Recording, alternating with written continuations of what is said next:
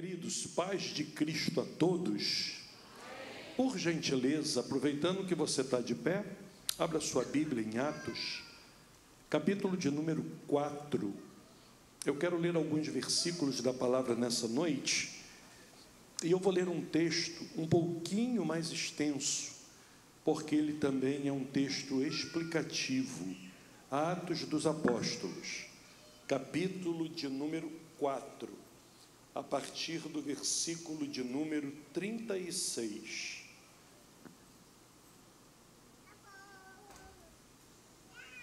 Nos diz assim a palavra do Senhor. Então José, cognominado pelos apóstolos Barnabé, que traduzido é filho da consolação, levita, natural de Chipre, possuindo uma herdade, vendeu-a e trouxe o preço e o depositou aos pés dos apóstolos. Mas um certo varão, chamado Ananias, com Safira, sua mulher, vendeu uma propriedade e reteve parte do preço, sabendo-o também sua mulher, e levando uma parte, a depositou aos pés dos apóstolos. Disse então Pedro: Ananias, por que encheu Satanás o teu coração para que mentisses ao Espírito Santo e retivesses parte do preço da herdade? Guardando-a, não ficava para ti, e vendida não estava em teu poder? Por que formaste este desígnio em teu coração? Não mentiste aos homens, mas a Deus. E Ananias, ouvindo estas palavras, caiu e expirou, e um grande temor veio sobre todos os que isto ouviram. E levantando-se os jovens, cobriram o morto e, transportando-o para fora, o sepultaram. E passado um espaço quase de 3 horas, entrou também sua mulher, não sabendo o que havia acontecido, e disse-lhe Pedro: dize-me, vendeste, portanto, aquela herdade? E ela disse: sim, portanto. Então Pedro lhe disse: por que é que entre vós concertaste para tentar o Espírito do Senhor? Eis aí a porta os pés do que sepultaram o teu marido, e também te levarão a ti. E logo caiu aos seus pés e expirou. E entrando os jovens, acharam-na morta, e a sepultaram junto de seu marido. E houve um grande temor em toda a igreja e em todos os que ouviram estas coisas. Por favor, diga amém a essa palavra. Se assente. Pastor Fábio, muito obrigado por me receber. É uma honra, é um privilégio poder estar com o Senhor aqui. Confesso que jamais passou pela minha cabeça que um dia eu estaria pregando aqui na primeira Igreja Assembleia de Deus de Bom Jesus de Itabapoana. Agora eu vejo que eu moro longe. Não são vocês, sou eu. Eu é que vim de longe. Obrigado, pastor Ricardo, pela gentileza. É muito bom poder estar aqui. É muito bom poder falar para a família. Hoje eu estou só. Minha esposa, irmãos, Deus não nos deu filhos. Eu sou casado com a Patrícia Tebaldi Sabatino Pinheiro. A família dela é aqui de pertinho, de Apiacá. E Deus não nos deu filhos. Tentamos de todas as formas e entendemos, depois de um determinado tempo, que poderia haver um propósito de Deus, porque eu tenho aprendido que é Deus quem dá a vida e é Deus quem tira a vida. E a nós, Ele não concedeu esse privilégio. Então, ela agora resolveu me enganar. Montou uma padaria com a irmã e está me enganando com um saco de farinha de trigo. Eu queria que ela viesse, irmãos, mas ela está lá naquela padaria que está roubando a minha mulher, irmãos. Se eu soubesse, não tinha entrado nesse negócio, não. Que é isso, eu não sei se tem alguma coisa que trabalhe mais que padaria. Sinceramente, é todo dia, é feriado, de manhã, de tarde, de noite. E eu gostaria que ela estivesse aqui, porque falar para casais e falar para a família, longe da esposa, do esposo, dos filhos, é fácil. É bom quando eles estão presentes, né? Mas eu tenho uma palavra de Deus para compartilhar com você, dentro do texto que nós lemos. E antes de que eu entre no texto, eu gostaria que você aguçasse o seu ouvido para algo que eu vou lhe dizer. A palavra do Senhor Jesus, ela contém regras que Ele estabeleceu. Como Ele é o Criador estabelece regras. Tudo que eu e você precisamos saber para a família está na palavra do Senhor. É essa palavra que também confronta o homem, que aponta para o pecado, que aponta para o erro. Mas é ela também que nos alerta para que nós não pequemos. Então, essa noite, eu não trago uma palavra que aponta o pecado. Eu trago uma palavra que nos alerta para que nós não incorramos nos erros que outras pessoas incorreram e, por causa disso, obtiveram um resultado muito amargo. O texto que nós lemos é um texto que ele é explicativo. A palavra do Senhor vai dizer que na igreja apostólica, a igreja embrionária, a igreja que vai se seguir depois da volta de Jesus para o céu, ela é uma igreja que ainda está em formação. Em Atos 12, nós vamos ver que ela é uma igreja que ainda se reúne na casa das Marias, aonde se fazia a oração por Pedro, que estava na prisão. Mas é Pedro que, depois de ter um encontro com Cristo, às margens do mar da Galileia, um Pedro restaurado, que vai bagunçar essa estrutura, porque ele vai fazer um discurso, ele vai dar uma palavra. Quase 5.000 almas aceitam a Cristo. Aí ele dá uma segunda palavra, quase 3.000. Pense, essa igreja de uma hora para outra passa a ter 8.000 pessoas que são seguidoras, já não cabem mais nas casas. Ela passa a ter uma urgência, uma demanda, uma necessidade. E Atos capítulo de número 2 vai dizer que essa igreja tem características. Ela é uma igreja que vive em unidade de espírito. Ela é uma igreja que diz que uns esperam os outros para comer e procuram ter tudo em comunhão e de forma voluntária. Existem aqueles que vendem aquilo que possuíam a mais e traziam até os apóstolos para que todas as necessidades dessa igreja embrionária fosse suprida. Diz também que essa igreja ela caía nas graças de todo o povo, ela é uma igreja que atraía. E o Senhor acrescentava aqueles que haveria de se salvar. Então essa igreja, ela tem necessidades.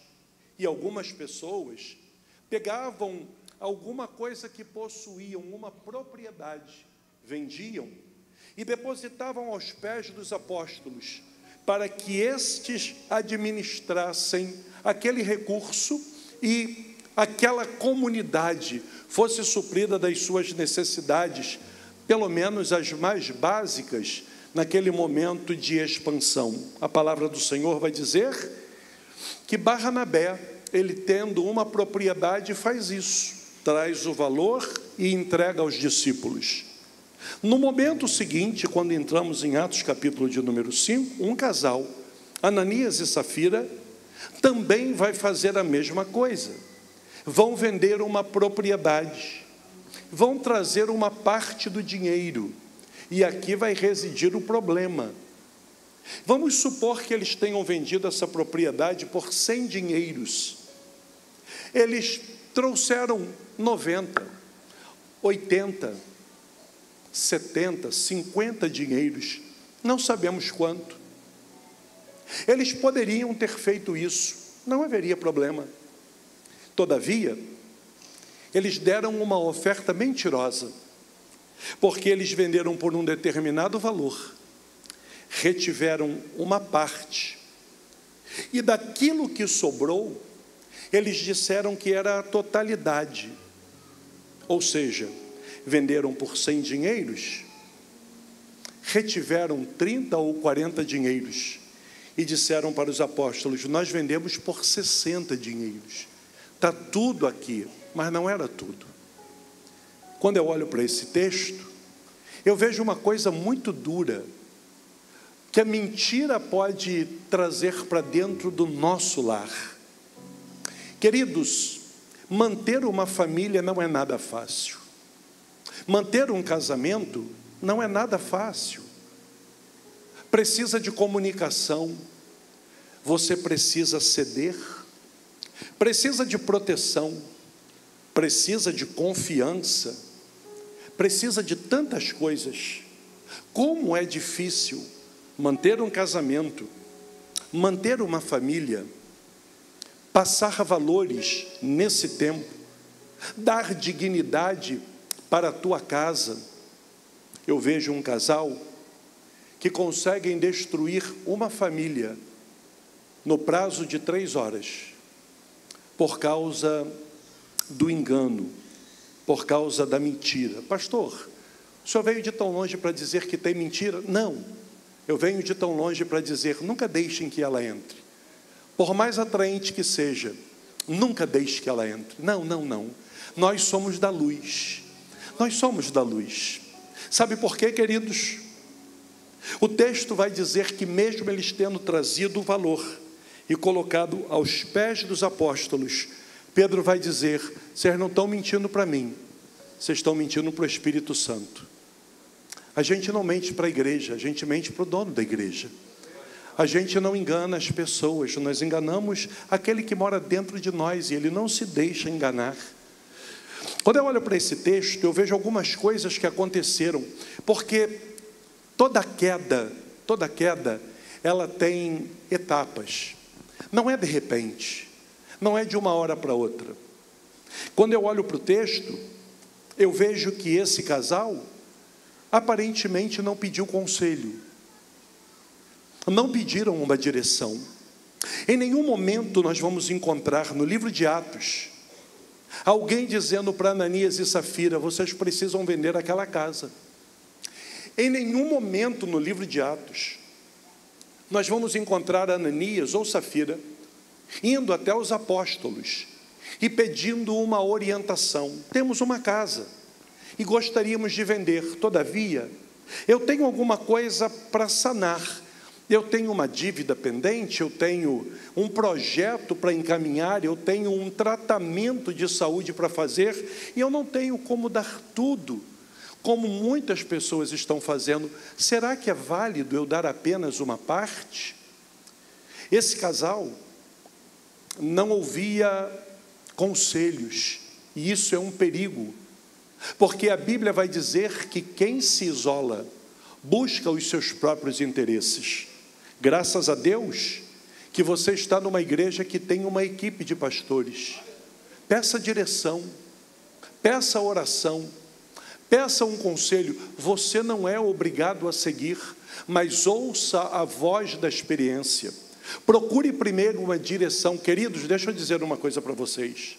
Eu não consigo me lembrar, por mais tempo que eu tome, quais decisões debaixo de conselho eu tomei e não me arrependi. Mas eu poderia contar para vocês algumas vezes que eu quebrei a minha cara, porque eu fiz do jeito que eu queria e não perguntei nada a ninguém. Eu estou debaixo da autoridade do pastor Silas. Nós fomos criados juntos na Assembleia de Deus da Penha. A minha mãe, que fez agora 84 anos, ela é hoje um dos membros mais antigos da nossa igreja. Ela foi batizada com o Espírito Santo em 1949, na Avenida Lobo Júnior, quando éramos uma congregação de São Cristóvão. Pastor José Santos, que foi o meu pastor por 47 anos, ele só chegou em 1962. E depois, nesses últimos 14 anos, pastor Silas Malafaia. E como eu sei que tu é curioso, tu já fez a conta para saber que eu tenho 61 anos. É isso mesmo. Fiz agora no início de maio. E o pastor Silas, ele diz uma coisa muito interessante. Vicente, quando alguém me informa a decisão que tomou, eu ouço calado. Eu só me manifesto quando alguém me pede conselhos. Decisões que são fundamentais na nossa vida nós devemos tomá-la debaixo de conselho, porque isso protege a nossa casa. Ontem eu recebi um moço na nossa igreja, e ele disse: o Senhor me deu um conselho, em um momento da minha vida, que me norteia até hoje, e as portas se abriram. Eu digo: não tenho a menor ideia do que você está falando. E ele me disse: eu estava diante de 3 possibilidades de emprego. No dia anterior eu não tinha nada, no outro dia eu tinha 3. Fui conversar com o Senhor, e o Senhor me disse: ore a Deus, e aonde você tiver paz, pode avançar, porque Deus nunca vai entrar contigo em um processo aonde não haja paz. Se Deus está contigo, haverá paz. Peça uma direção a Deus. Quem sabe tem alguém aqui precisando tomar uma decisão dentro do casamento, dentro da família. Peça direção a Deus. Não sabe o que vai fazer?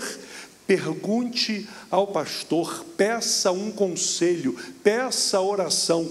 Deus vai te dar uma direção, e você não ficará enganado, não ficará enganada. Esse casal não tinha conselheiros. Segunda coisa que eu vejo, um perigo muito grande. Versículos de número 2 e o versículo de número 9, vai dizer que eles fizeram um acordo para aquilo que era mal, que era errado, que era ruim.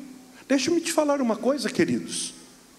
Nós vivemos um tempo, e eu não vou falar de política, evidentemente, que aquilo que se opõe à esquerda, ao pensamento globalista, progressista, marxista, comunista, destrutivo, quem se opõe a esse tipo de pensamento, de linha, não é a direita, é a igreja, é a família.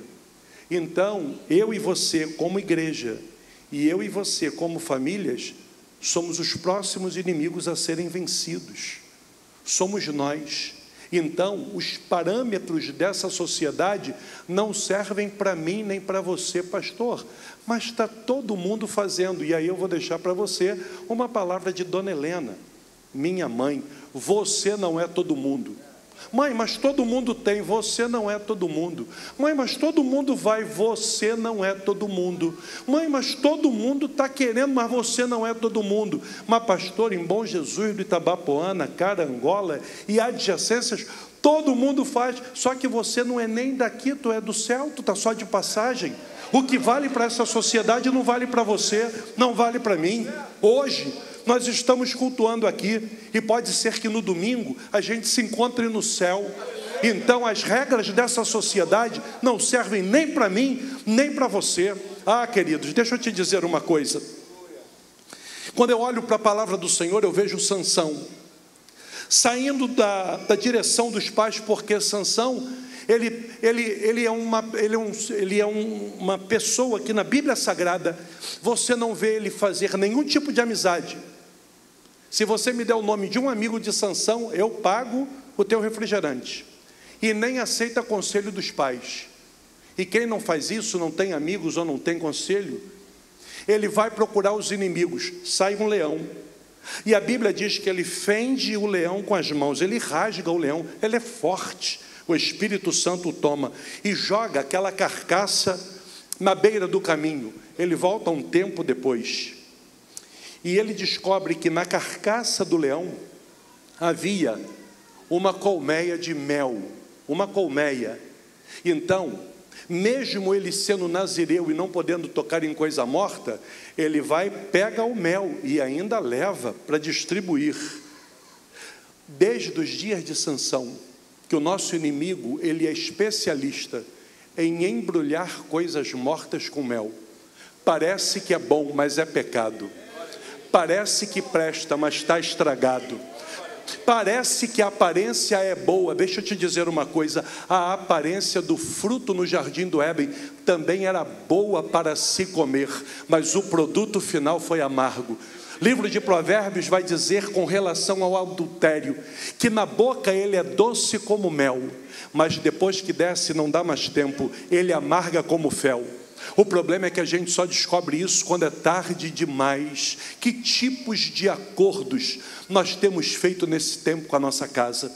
Que tipo de acordo nós temos feito com a nossa família? Pastor, o senhor está dizendo que a gente está fazendo um acordo errado? Não, eu estou dizendo que a sociedade onde você está inserido está fazendo acordo errado todo dia e toda hora. Mas você tem o Espírito Santo de Deus, você tem a mente de Cristo, discerne todas as coisas e de ninguém é discernido. Você não será enganado por esse tempo. Em nome de Jesus, receba essa palavra para a tua vida.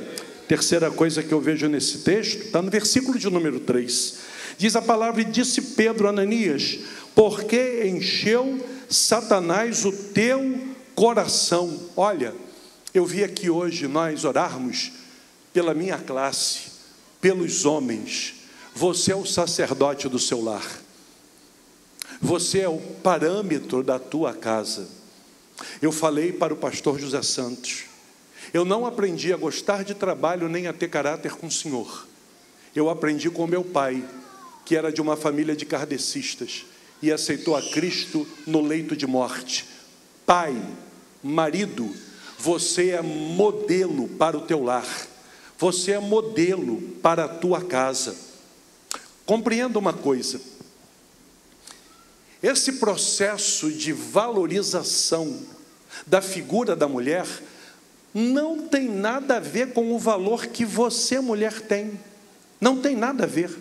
Só tem a ver com a desconstrução da figura masculina, para que o lar fique acéfalo.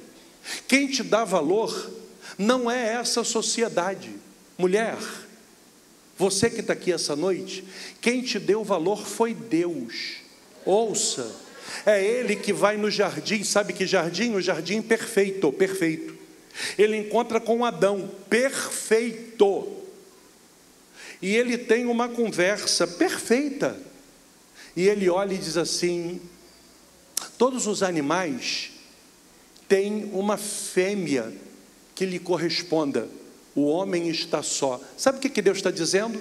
Mesmo num jardim perfeito, um homem perfeito, que comanda sobre as aves do céu, os animais da terra e os peixes do mar, guarda o jardim, lavra o jardim, mesmo assim, tem algo que nem Deus pode suprir: eu vou fazer a mulher. Então entenda que o teu valor, quem atribui é a palavra de Deus. Todavia, foi a mesma palavra que estabeleceu o homem como cabeça. E aí, homem, é para você.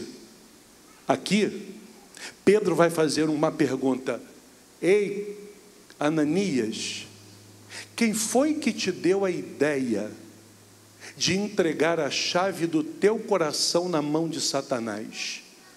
Ananias, Satanás não arrombou teu coração. Satanás não veio com uma galera e quebrou tudo. Não. Você deu a chave do teu coração na mão do inimigo. Nós precisamos tomar cuidados, queridos. Cuidado com esse tempo, porque aonde está o nosso coração não pode ter brecha para o inimigo entrar. Por quê? Porque quando isso acontece, quem vai sofrer é a família, não é apenas o homem. Entrou no coração de Adão, toda a criação sofre, até os dias de hoje. Feche todo tipo de brecha, para que Satanás não venha trazer ao teu coração aquilo que pode colocar em risco a tua segurança. Eu aprendi muito cedo o valor do dízimo, o valor das ofertas. Eu aprendi com a minha mãe, eu aprendi na escola dominical. Eu tenho uma memória infantil, quando o pastor José Santos, ele fez uma campanha para trocar os bancos da nossa igreja na Honório Bicalho. Eu era ainda uma criança. E eu me lembro que os nossos bancos, pastor Fábio, eles eram aqueles bancos quadrados, com 2 tábuas e mais 2 ripas de encosto. Muito desconfortável. Para mim, que era criança, estava de bom tamanho. Mas ele comprou uns bancos bons, com uma madeira inteiriça deitada e uma madeira mais larga deitada, e era confortável aquele banco. Eu cheguei em casa e disse: pai, eu queria dar um banco para a igreja. Eu não tinha noção do que era, eu não entendia o que eu estava fazendo.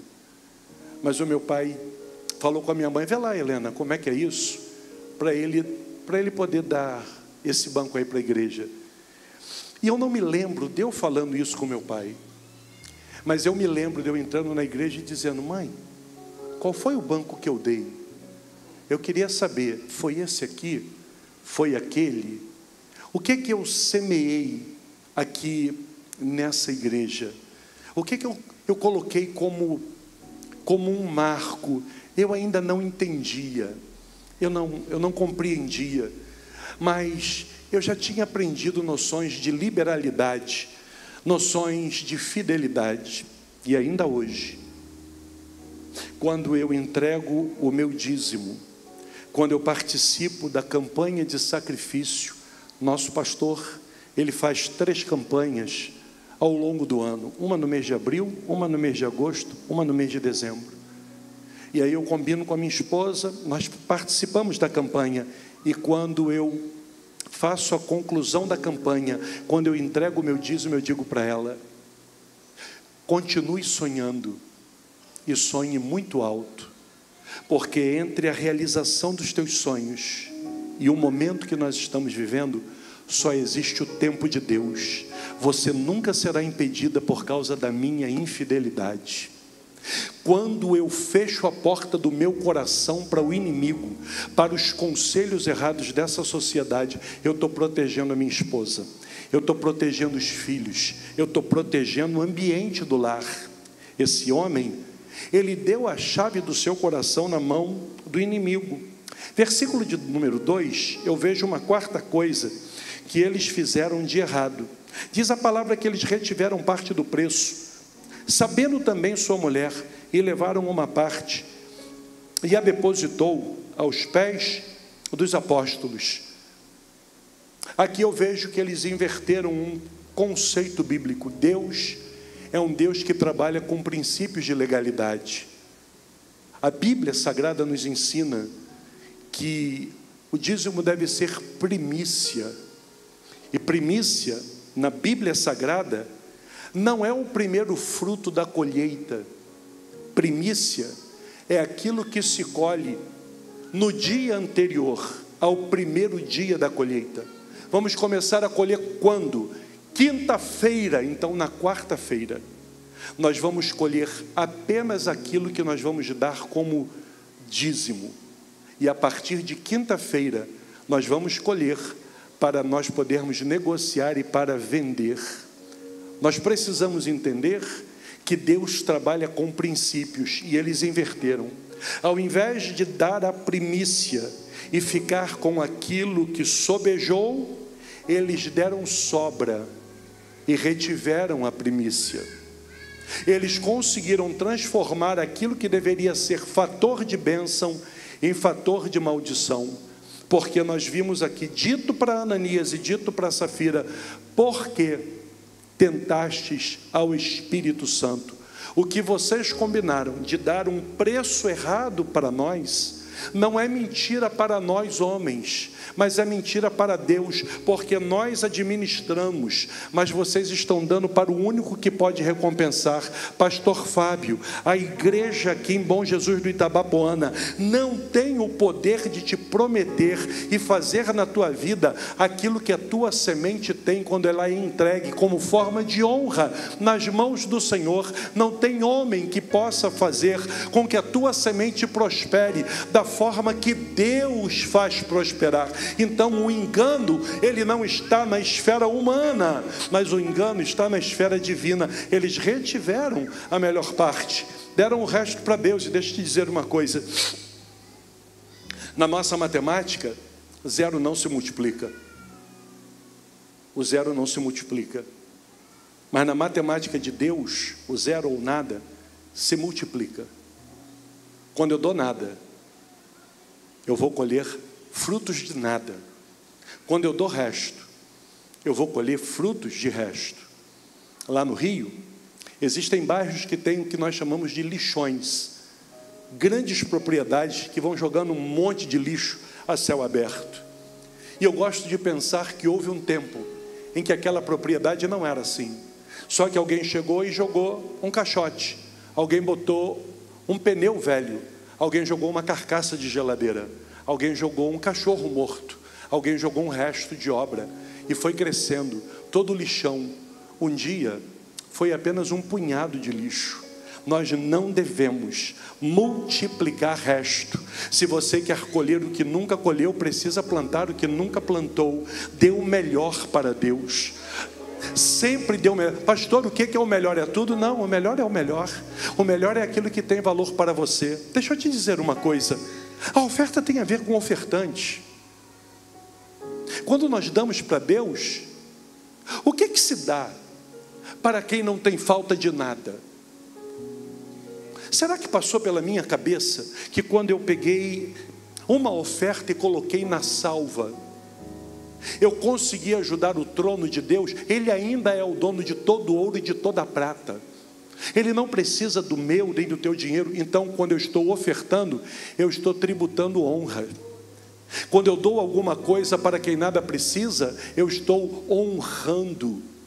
Então, quando nós estamos dando algo para o Senhor, nós estamos tributando honra. E esse casal, ele pegou e deu lixo no lugar de honra. É como se Deus estivesse dizendo: eu sei o que você pode dar, e eu espero que você dê o melhor.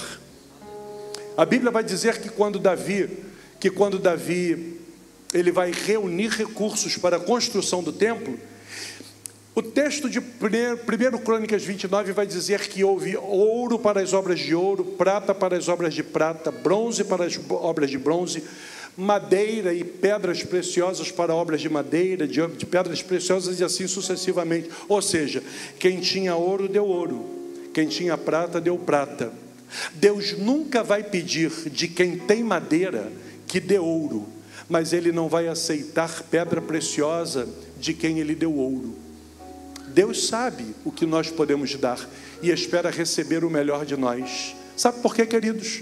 Porque Ele poderia ter provido um sacrifício com um anjo ou com qualquer outro ser, mas Ele deu o melhor e o único da espécie, o melhor que Ele tinha no céu, para morrer na cruz do Calvário. Quem nos dá sempre o melhor pode esperar o melhor de nós. Esse casal levou resto.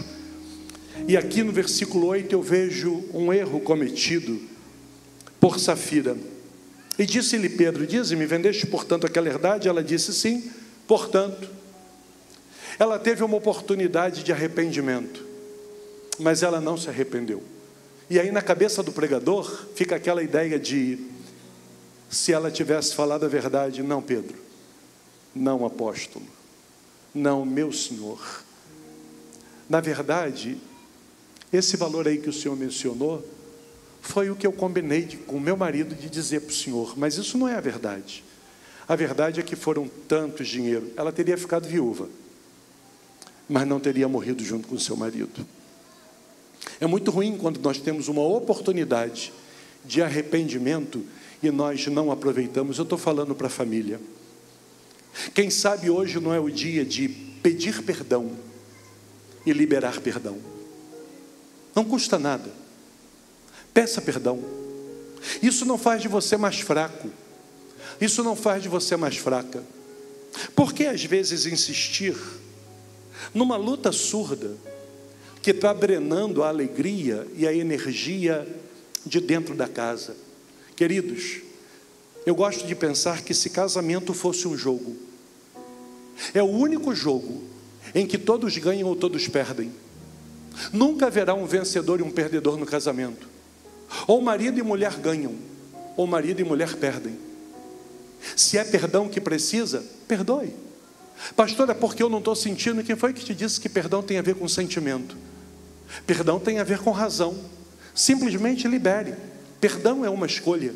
Sentimento é o Senhor que trata. Depois que eu libero o perdão, Ele vai entrar numa área que eu e você não temos o poder de entrar, que é nos nossos sentimentos. Deixe que Ele cure a tua alma. Libere o perdão.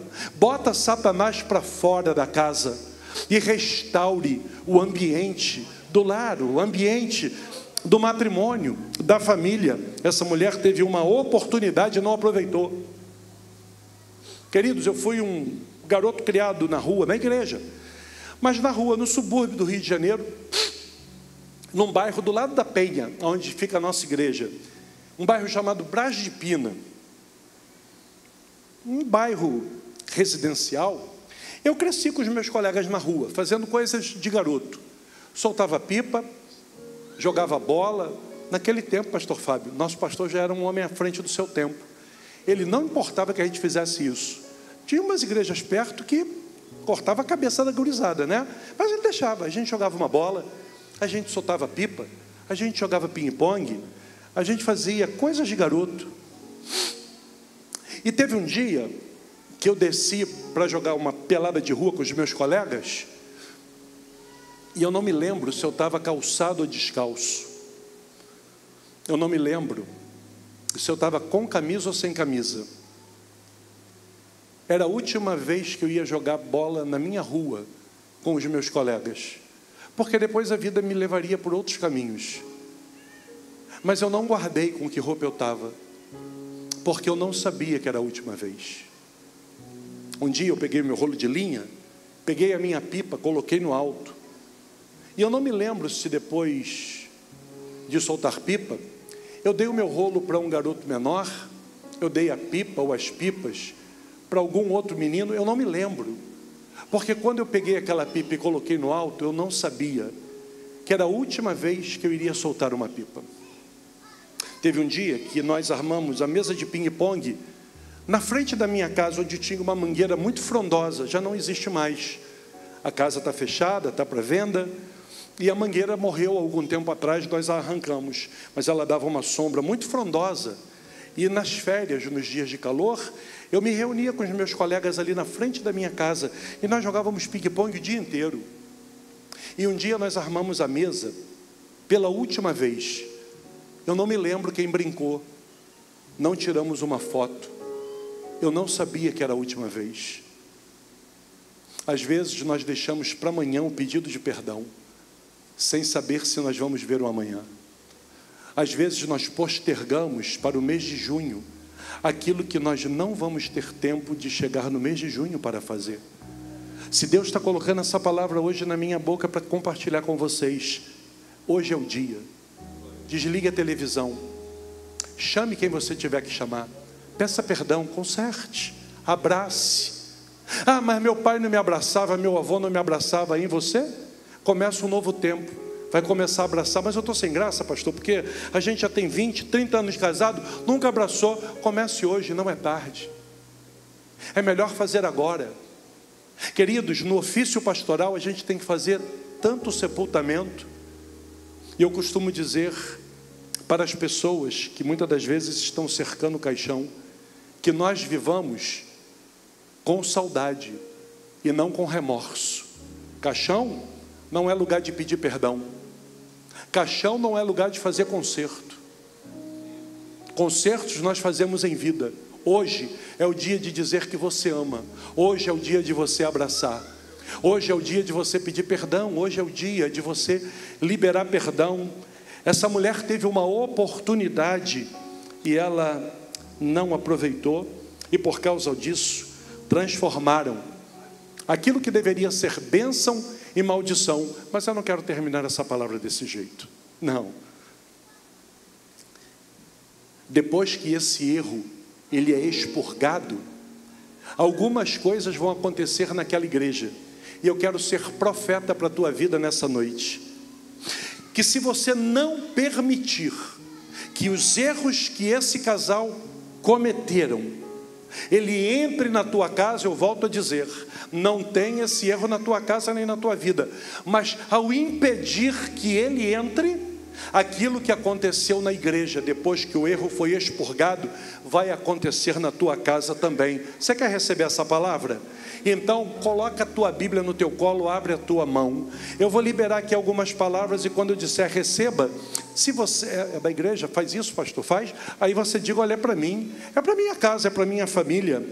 Versículo 5, capítulo 5, versículo de número 12, vai dizer: que muitos sinais e prodígios eram feitos entre o povo pelas mãos dos apóstolos, e estavam todos unanimemente no alpendre de Salomão. Quando o erro foi tirado, veio um tempo de milagres para aquela igreja. Vai vir um tempo de milagres para a tua vida. Pastor, está tudo travado. Continue sendo fiel. Tem tempo de milagres. Vem um novo ciclo para a tua vida, no nome de Jesus Cristo. Um novo tempo. Pastor, foi assim com meu bisavô, foi assim com meu avô, foi assim com meu pai. Com você começa uma nova história e um novo ciclo. Vai ser diferente contigo, com teu filho, com os teus netos. E lá na frente, daqui a 100 anos, se Jesus não voltar, a tua posteridade não terá memória de coisas e de tragédias passadas, porque virá um novo tempo para o teu lar. Se você crer, receba essa palavra no nome de Jesus. Versículo de número 14 vai dizer que a multidão dos que criam, tanto homens como mulheres, crescia cada vez mais. Se o engano for rejeitado, se a mentira for rejeitada, pode ter certeza, virá um tempo de credibilidade e de crescimento que você ainda não experimentou. Sabe, quando eu penso nesse texto, eu gosto de me lembrar de Marcos capítulo de número 5, quando Jesus atravessa o mar, entra num cemitério, e o quadro que o escritor nos traz é um quadro de derrota. É um homem que tem hora que está vestido, hora está nu. Ele tem família, mas ele não vive com a família. Ele tem casa, mas ele mora dentro de um cemitério. Ele grita de dia e de noite e vive se cortando com pedras. Só que tem uma hora que Jesus entra na vida dele, e quando Jesus entra, os demônios saem, e esse homem que era motivo de deboche, motivo de escárnio, ele é restaurado, e Jesus vai dizer: vai para a tua casa, vai para os teus, conta-lhes quão grandes coisas o Senhor te fez, como teve misericórdia de ti, Ele fez. E as pessoas criam em quem? Criam naquele que há um tempo passado vivia dentro do cemitério, era motivo de escárnio, estava longe da esposa, estava longe dos filhos, mas depois que Jesus entrou e aqueles demônios saíram, veio um tempo de credibilidade. Se você deixar o engano do lado de fora, quem debochou da tua fé vai te pedir conselho, quem debochou do teu Deus vai te pedir oração, quem debochou da tua família vai te pedir conselho para os filhos. Como é que tu fez com teu filho? Como é que você lidou com teu esposo? Como é que tu lidou com a tua esposa? Receba essa palavra no nome do Senhor Jesus. Diz o versículo de número 15: de sorte que transportavam os enfermos para as ruas e os punham em leitos e camilhas, para que ao menos a sombra de Pedro, quando este passasse, cobrisse. Tem versão que diz curasse alguns. Veja, o texto não vai dizer que a sombra de Pedro curava, não diz. Mas se a sombra de Pedro não curava, porque o texto não está dizendo, por que é que eles ficavam aguardando que Pedro passasse para que pelo menos a sua sombra curasse? É porque é possível, e a Bíblia não vai dizer, que pelo menos alguém tenha sido curado com esse fenômeno. Uma coisa que não é corriqueira, uma coisa que não é costumeira, não é. Então o que eu acredito? Não afirmando que a sombra de Pedro curava, mas se ela curou, é algo extraordinário. Se o engano for deixado do lado de fora, você vai viver coisas que ninguém viveu. Você vai viver milagres que ninguém nunca experimentou. Você vai ter na tua casa, dentro do teu lar, coisas que as outras famílias não têm. Nunca aconteceu em Bom Jesus do Itabapoana, e talvez nunca vá acontecer, porque o engano foi colocado do lado de fora, ele não entrou. Então virá um tempo de coisas novas, um tempo de sobrenatural. E diz o versículo de número 16, que até nas cidades circunvizinhas concorria muita gente a Jerusalém, conduzindo enfermos e atormentados de espíritos imundos, os quais eram todos curados. Pode ter certeza que se o erro que bate à nossa porta for mantido do lado de fora, ou se porventura em algum momento ele entrou e ele for expulso, logo depois virá um tempo de cura, logo depois virá um tempo de libertação. E eu quero ser voz de Deus para você nessa noite. Não importa o que digam as redes de noticiários, não importa o que diga a mídia, 2023 será o melhor ano para a tua vida. 2023 será o ano em que você vai viver coisas que você nunca viveu. 2023 será o ano do extraordinário.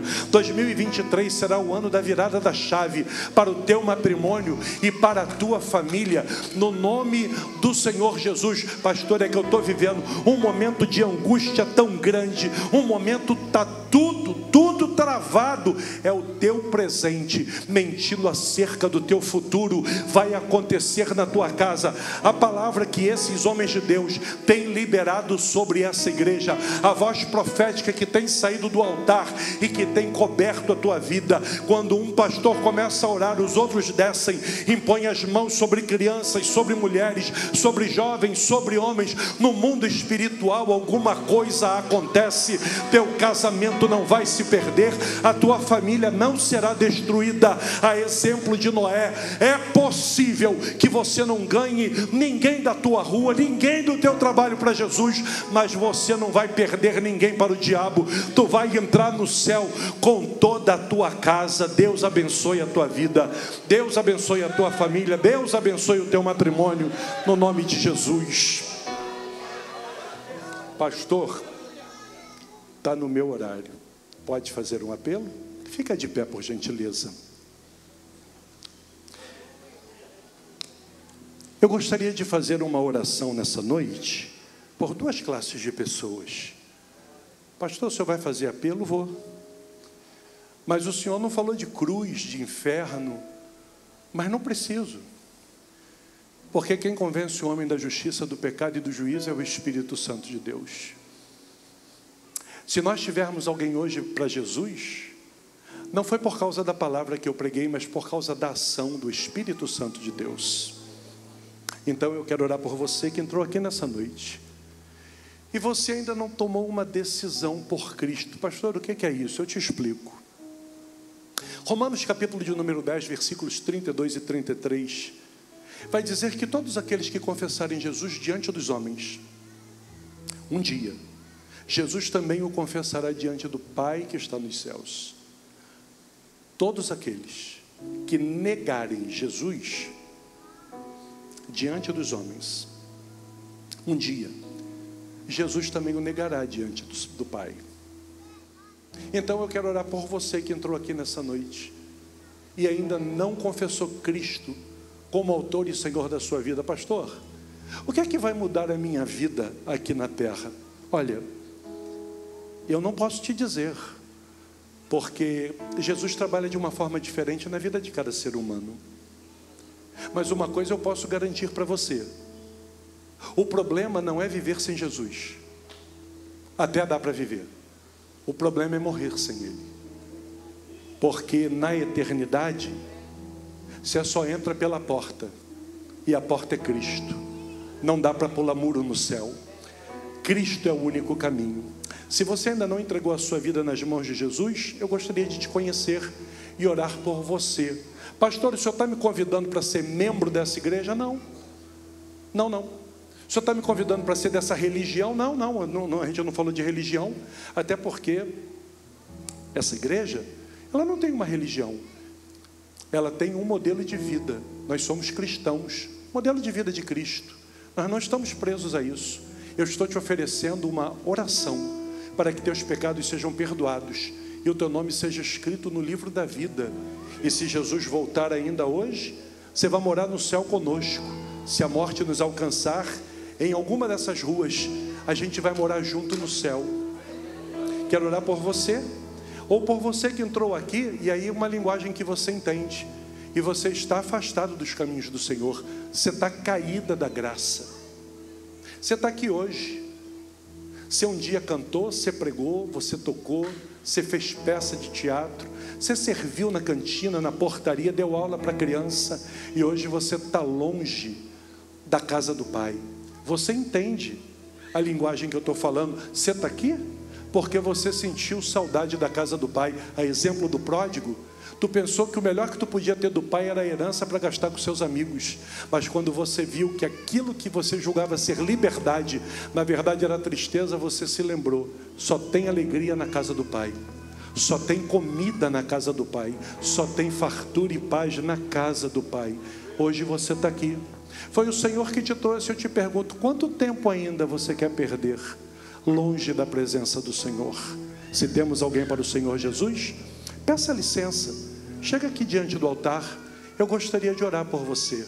Pedir a Deus que perdoe os seus pecados, as suas faltas. Que escreva o seu nome no livro da vida. Olha, não tem nada te prendendo.